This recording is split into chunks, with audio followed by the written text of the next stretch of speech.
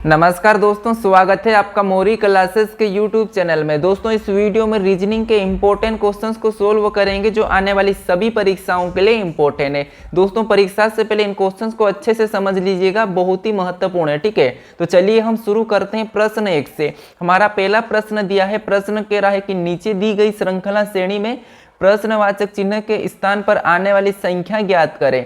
यानी दोस्तों हमें यहाँ पर अंकों की एक श्रृंखला दी है, तो इसी श्रृंखला में जो प्रश्नवाचक चिन्ह दिया है यहाँ पर कौन सी संख्या आएंगी ये प्रश्न पूछा है। ठीक है, तो सबसे पहले आप वीडियो को रोक लीजिए और खुद से भी सोल्व करने की कोशिश करें कि सही जवाब क्या हो सकता है। ठीक है, तो चलिए यहाँ पर हम क्या करेंगे, सबसे पहले समझेंगे कि 77 से 49 कैसे लिखा है, 49 से 36 कैसे लिखा है और 36 से 18 कैसे लिखा है। सेम तरीके से हम यहाँ पर बताएंगे जो प्रश्नवाचक चिन्ह है। ठीक है, तो चलिए यहाँ पर आप लॉजिक को समझिए, लॉजिक क्या लग रहा है। जैसे अगर हमें कुछ भी समझ नहीं आता तो क्या करना है, इंपॉर्टेंट लॉजिक है दोस्तों। देखिए क्या करेंगे, यहाँ पर इन संख्या का आपस में गुणा करेंगे, तो 7 में 7 का गुणा करेंगे तो 7 7 49 और 49 यहाँ पर लिखा है। ठीक है, अब यहाँ पर भी क्या करेंगे, इस 49 में आपस में गुणा कर लेंगे, तो 9 और 4 में आपस में गुणा करेंगे तो 9 चौको 36 और 36 भी यहाँ पर लिखा है। अब सेम तरीके से यहाँ पर भी हम क्या करेंगे, आपस में गुणा करेंगे, तो 6 3 18 और 18 भी यहाँ पर लिखा है, तो इसका भी क्या करेंगे, आपस में गुणा करेंगे। अब आपको लॉजिक दिखा होगा, लॉजिक टफ था। ठीक है, तो चलिए इसका आपस में गुणा करेंगे तो कितने होंगे, 8 एकम 8 ही, यानी जो प्रश्नवाचक चिन्ह है यहाँ पर क्या आना चाहिए, 8 आना चाहिए। ऑप्शन में देखेंगे तो ऑप्शन हमारे बी में दिया है, तो ऑप्शन बी वाला हमारा क्या होगा, सही जवाब होगा। यानी कि दोस्तों ये इंपॉर्टेंट क्वेश्चन था। ठीक है, तो चलिए हम बढ़ते हैं प्रश्न 2 पे। अब दूसरे नंबर का प्रश्न दोस्तों, चलिए प्रश्न कह रहा है कि दिए गए विकल्प में से विषम को चुनिए।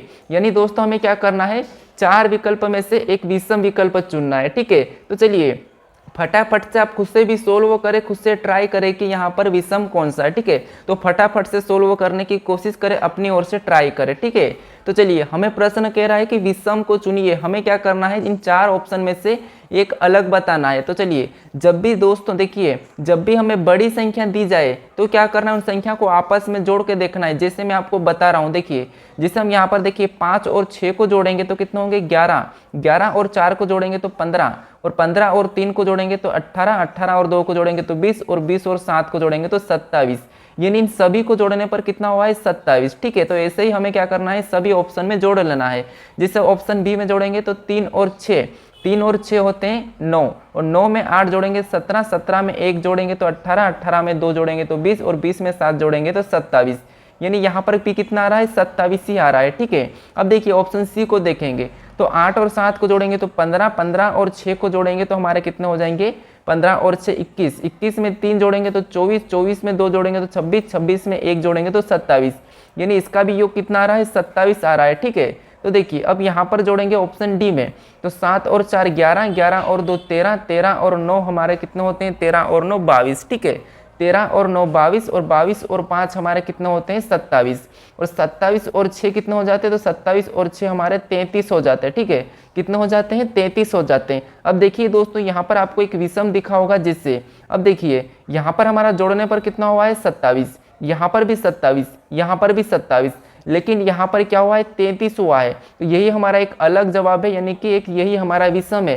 तो हमें पूछा था कि विषम को चुनिए, तो विषम हमारा ऑप्शन डी है, तो ऑप्शन डी वाला हमारा दोस्तों सही जवाब हो जाएगा। ठीक है, तो ये याद रखना, जब भी बड़ी संख्या हो तो हमें क्या करना है, आपस में जोड़ के देख लेना है। ठीक है, तो चलिए हम बढ़ते हैं प्रश्न 3 पे। अब तीसरे नंबर का प्रश्न दोस्तों फटाफट से सोल्व करने की कोशिश करें। प्रश्न कह रहा है कि जैसे पहली संख्या का संबंध दूसरी संख्या से है, उसी प्रकार तीसरी संख्या का संबंध बताइए। तो फटाफट से सोल्व करें। जैसे 36 का 36 कैसे लिखा है, सेम तरीके से 18 का बताना है। ठीक है, तो ट्राई करें, अपनी ओर से बताने की कोशिश करें कि 18 का किस संख्या से संबंध है। ठीक है, तो चलिए क्या करेंगे, हम यहाँ पर लॉजिक को समझिए दोस्तों, लॉजिक को इंपॉर्टेंट है। देखिए सबसे पहले हम जैसे 36 से 36 ही लिखा है। ठीक है, हम यहाँ पर 18 का है, 18 ही लिख के देखते हैं, लेकिन ऑप्शन में 18 देखेंगे तो हमारे पास ऑप्शन में 18 नहीं है।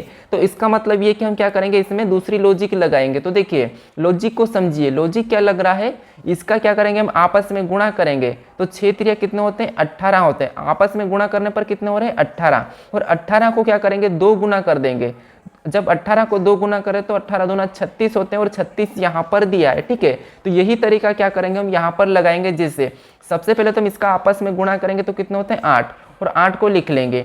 और फिर इसी 8 का क्या करेंगे, इसी 8 का हम जैसे यहाँ पर 2 गुना किया था तो यहाँ पर भी हम 2 गुना करेंगे। तो 8 का 2 गुना करेंगे तो कितने हो जाएंगे 16, और यहाँ पर क्या आ जाएगा 16 आ जाएगा दोस्तों, ठीक है।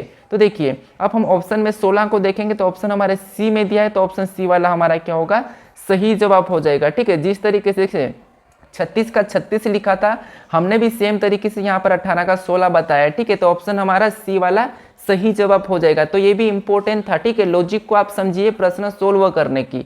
चलिए हम बढ़ते हैं प्रश्न 4 पे। अब 4 नंबर का प्रश्न दिया है। प्रश्न कह रहा है दोस्तों कि किसी कुट भाषा में TUNP को BBEF लिखा जाता है तो LOXR को क्या लिखा जाएगा, ये प्रश्न पूछा है। तो कोडिंग डिकोडिंग का प्रश्न है, फटाफट से वीडियो को रोक लीजिए और खुद से सोल्व करें कि यहाँ पर TUNP का BBEF कैसे लिखा है, ठीक है। फटाफट से पता करें और हमें बताएं कि यहाँ पर इस प्रश्न का सही जवाब क्या है, ठीक है। तो चलिए अपनी ओर से कोशिश करें फटाफट से, फिर जो मैं बता रहा हूँ उसकी लॉजिक समझे, ठीक है। तो चलिए हमें क्या करना है, सबसे पहले पता करना है कि TUNP को BBEF कैसे लिखा है, ठीक है। तो चलिए आप आपकी ओर से ट्राई करें, मैं आपको बता रहा हूँ, लॉजिक को समझिए। जैसे अब देखिए दोस्तों टी हमारा ABCD में कितने नंबर पे, 20 नंबर पे आता है, ठीक है। और U हमारा कितने नंबर पे, तो U हमारा 21 नंबर पे आता है। फिर N हमारा कितने नंबर पे, तो N हमारा 14 नंबर पे आता है, ठीक है। उसके बाद P कितने नंबर पे, तो P हमारा 16 नंबर पे आता है, ठीक है। समझिए हमने क्या करा, जो ABCD में जो जितने नंबर पे आता है उनको लिख लिया, ठीक है। इसके बाद अब देखिए दोस्तों यहाँ पर हमें क्या करना है, देखिए अगर हम इसको क्या करेंगे, आपस में एक बार जोड़ देंगे तो कितने हो जाएंगे 2, इस संख्या को आपस में जोड़ेंगे तो 2, और इसका आपस में गुणा करेंगे तो कितने होंगे 3, फिर से इसको आपस में क्या करेंगे जोड़ेंगे तो कितने होंगे 5, ठीक है। और इसका आपस में गुणा करेंगे तो कितने होंगे 6, कितने हो जाएंगे 6। अब देखिए एक बार क्या हुआ था, जोड़ा फिर गुणा फिर जोड़ा फिर गुणा, ठीक है। अब देखिए दोस्तों यहाँ पर हमारे जो संख्या है, इस संख्या पे लेटर कितने, देखिए 2 नंबर पे क्या आता है, तो 2 नंबर पे B आता है, और 3 नंबर पे क्या आता है, तो 3 नंबर पे देखिए यहाँ पर गुणा करने पर कितना होगा 2 होगा, ठीक है। कितना हो जाएगा, यहाँ पर 2 हो जाएगा। और 2 नंबर पे क्या आता है, B आता है, ठीक है। फिर 5 नंबर पे क्या आता है, E आता है। उसके बाद यहाँ पर देखिए यहाँ पर हमारा 6 आया था, और 6 आया तो 6 नंबर पे क्या आता है, F आता है। और यहाँ पर देखिए BBEF लिखा है, ठीक है। क्या लिखा है, BBEF, तो हमारा यहाँ पर कोड आया था BBEF, ठीक है।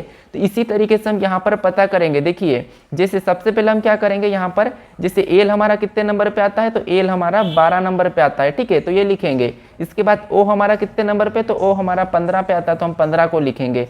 इसके बाद X हमारा कितने पे आता है, तो X हमारा 24 पे आता है, तो हम क्या करेंगे 24 को लिखेंगे। इसके बाद R हमारा कितने पे, तो R हमारा 18 पे, तो हम यहाँ पर 18 को लिख लेंगे, ठीक है। इसके बाद अब देखिए अब हमें क्या करना है, एक बार हमें जैसे यहाँ पर जोड़ा था तो हमें भी यहाँ पर इसे जोड़ लेना है। तो 1 और 2 को जोड़ेंगे तो कितने हो जाएंगे 3। फिर से हमें यहाँ पर एक बार क्या हुआ था, गुणा हुआ था, तो यहाँ पर हमें गुणा करना है। तो 5 और 1 में गुणा करेंगे तो कितने होंगे 5 ही होंगे। फिर से हमें यहाँ पर जोड़ा था तो हम भी यहाँ पर इसे आपस में जोड़ेंगे तो कितने हो जाएंगे 6, ठीक है। फिर यहाँ पर गुणा हुआ था तो यहाँ पर भी हम इसका आपस में गुणा कर लेंगे तो 8 हो जाएगा, ठीक है। अब देखिए इन नंबर पे लेटर कौन से आते हैं, अब देखिए जैसे 3 नंबर पे हमारा C आता है, 5 नंबर पे हमारा E आता है, ठीक है। उसके बाद हमारा 6 नंबर पे F आता है और 8 नंबर पे H आता है, ठीक है। तो ये हम ऑप्शन में मैच करेंगे कि CEFH कहाँ पर है। तो देखिए CEFH हमारा ऑप्शन नंबर D में दिया है, तो ऑप्शन D वाला हमारा सही जवाब होगा, ठीक है। तो जिस तरीके से यहाँ पर TUNP का यहाँ पर BBEF लिखा था, हमने भी सेम तरीके से यहाँ पर बताया LOXR का, ठीक है। तो ये भी इंपॉर्टेंट लॉजिक था दोस्तों, आप लॉजिक को समझिए। क्या हुआ था यहाँ पर, जैसे इनकी संख्या को लिख के एक बार गुणा फिर प्लस फिर गुणा फिर प्लस, ठीक है। तो हमने भी यहाँ पर सेम तरीके से किया है, तो हमारा ऑप्शन D वाला सही जवाब हो गया, ठीक है। चलिए हम बढ़ते हैं प्रश्न 5 पे। 5वें नंबर का प्रश्न दिया है। प्रश्न कह रहा है कि एक महिला उत्तर की ओर 8 किलोमीटर चलती है, फिर वह दाएं मुड़कर 6 किलोमीटर चलती है। अब वह प्रारंभिक बिंदु से कितनी दूरी पर है, ये प्रश्न पूछा है दोस्तों। दिशा और दूरी का प्रश्न है, फटाफट से सोल्व करने की कोशिश करें अपनी ओर से, ठीक है।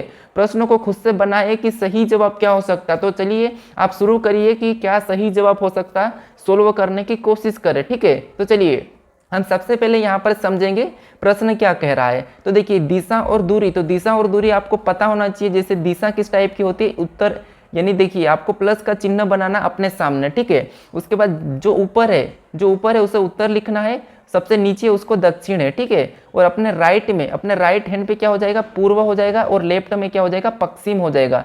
क्या हो जाएगा, पश्चिम। अब देखिए ये इतना आपको करने के बाद आपको हमेशा ये डायरेक्शन पता होना चाहिए कि उत्तर हमारा कहाँ होगा, हमारे सामने, और राइट हैंड पे पूर्व और लेफ्ट पे हमारा पश्चिम, और हमारे नीचे की ओर मान लीजिए अपने पैर की ओर कहाँ होगा, दक्षिण हो जाएगा। ठीक है, चलिए अब प्रश्न कह रहा है कि देखिए प्रश्न कह रहा है कि एक महिला उत्तर की ओर 8 किलोमीटर चलती है। प्रश्न कहा है कि एक महिला उत्तर की ओर 8 किलोमीटर चलती है। यानी दोस्तों देखिए जैसे मान लीजिए यहाँ से महिला चलना शुरू करी है, ठीक है, और उत्तर की ओर 8 किलोमीटर चलती है। जैसे यहाँ से उत्तर हमारा कहाँ है, ऊपर की ओर, तो ऊपर की ओर यहाँ से चलना शुरू करेगी तो कितना चली है, 8 किलोमीटर। तो हम यहाँ पर 8 को लिख लेंगे। ठीक है, उसके बाद आगे हम प्रश्न को पढ़ते हैं। इसके बाद आगे कहा कि फिर वह दाएं मुड़कर 6 किलोमीटर चलती है। यानी देखिए यहाँ से चलना शुरू की थी, यहाँ तक पहुंची, और यहाँ के बाद इसने दाएं मुड़कर कितना चली है, 6 किलोमीटर। यानी जब हम हमारे सामने और चलते हैं तो हमारा दायां कहाँ पर होगा, राइट की तरफ। ठीक है, तो हम कहाँ पर मुड़ेंगे, इस तरफ मुड़ेंगे। तो यहाँ पर कितना चली है महिला, 6 किलोमीटर। अब देखिए कितना, 6 किलोमीटर। इसके बाद आगे प्रश्न कह रहा है कि अब वह महिला प्रारंभिक बिंदु से कितनी दूरी पर है। प्रश्न ये कह रहा है कि देखिए महिला कहाँ पर पहुंच गई, यहाँ पर पहुंच गई, और चलना कहाँ से शुरू की थी, यहाँ से। ठीक है, तो प्रश्न यही कह रहा है कि जैसे इसकी दूरी यहाँ से कितनी है, ठीक है, यहाँ की दूरी पूछ रहा है। तो अब देखिए अगर हमें यहाँ पर कुल दूरी पूछा जाता है, ठीक है, अगर हमें यहाँ पर कुल दूरी पूछा जाता तो हम क्या कर लेते हैं, इन दोनों को जोड़ लेते हैं। ठीक है, लेकिन हमें पूछा है ये वाली दूरी पूछा है, तो हमें क्या करना है, ये वाली दूरी ज्ञात करना है। अब दोस्तों देखिए जब भी हमें ये वाली दूरी ज्ञात करना है, ठीक है, जब भी हमें ये वाली दूरी ज्ञात करना है तो देखिए यहाँ पर आसान तरीका है, समझिए। सबसे पहले आपको क्या करना है, इन दोनों संख्या का क्या करना है, वर्ग करना है, और वर्ग करने के बाद दोनों संख्या के वर्ग को जोड़ लेना है। जोड़ने पर जो संख्या आती है वो किस संख्या का वर्ग पता करके वही हमारा आंसर होगा। ठीक है, तो जैसे यहाँ पर देखिए दोस्तों हमारा 8 का वर्ग कितना होता है, तो 8 का वर्ग होता है 64। उसके बाद प्लस का चिन्ह लगा लेंगे। फिर देखिए 6 का वर्ग कितना होता है, 36। ठीक है, तो क्या करना है, इन दोनों संख्या का वर्ग कर लेना है। वर्ग करने के बाद यानी ये दोस्तों पाइथागोरस प्रमेय का सूत्र लगता है। ठीक है, लेकिन आपको मैं डायरेक्ट बता रहा हूँ क्या करना है, इन दोनों संख्या का वर्ग कर लेना है। जैसे हमने 8 का वर्ग 64 लिखा है और 6 का 36। ठीक है, ऐसा लिखने के बाद क्या करना है, सभी को जोड़ लेना है। जैसे यहाँ पर आपस में जोड़ेंगे तो कितने हो जाएंगे, 64 और 36 100 हो जाएंगे। ठीक है, कितने हो जाएंगे, 100। अब देखिए दोस्तों जो हमारा 100 आया है, ये 100 किसका वर्ग है ये हमें पता करना है। ठीक है, तो 100 हमारा किसका वर्ग है, तो 100 हमारा 10 का वर्ग है। ठीक है, किसका वर्ग है, 10 का वर्ग है। तो हमें जो दूरी पूछी थी, ठीक है, जो यहाँ की दूरी पूछी, यहाँ पर कितनी हो जाएगी, 10 किलोमीटर हो जाएगी। ठीक है, यहाँ की दूरी कितनी हो जाएगी, 10 किलोमीटर। यानी अब महिला अपनी प्रारंभिक बिंदु से कितनी दूरी पर है, तो 10 किलोमीटर पे। तो ऑप्शन में देखेंगे तो ऑप्शन हमारा ए में दिया है, तो ऑप्शन ए वाला हमारा सही जवाब हो जाएगा दोस्तों। ठीक है, तो ये इंपॉर्टेंट क्वेश्चन थे दोस्तों, टॉप 5। ठीक है, टॉप 5 क्वेश्चन इंपॉर्टेंट है। अब देखिए दोस्तों आज के लिए इतना ही दोस्तों। अगर आपको ये वीडियो अच्छा लगा हो तो इस चैनल को सब्सक्राइब कर लीजिए। अगर आपको ये क्वेश्चन चाहिए तो आपको क्या करना है, मेरे डिस्क्रिप्शन में जाना है, वहाँ पर आपको व्हाट्सएप चैनल का लिंक मिल जाएगा, वहाँ जाके आप इन्हें डाउनलोड कर सकते हो। ठीक है, तो वहाँ पर आप बिल्कुल फ्री में ले सकते हो। तो चलिए हम मिलते हैं नेक्स्ट वीडियो में दोस्तों। आप प्लीज़ सब्सक्राइब जरूर कर लीजिएगा चैनल को। ठीक।